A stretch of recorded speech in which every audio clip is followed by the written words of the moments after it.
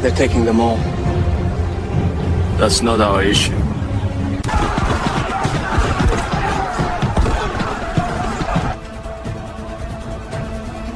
We're just going to stand here? That's not our issue. It's not our issue. Maybe one day it will be.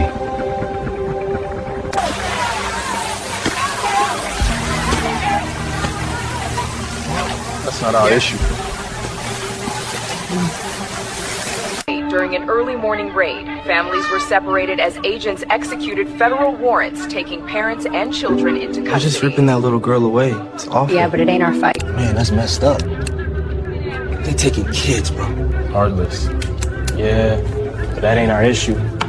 Sit. Strap up.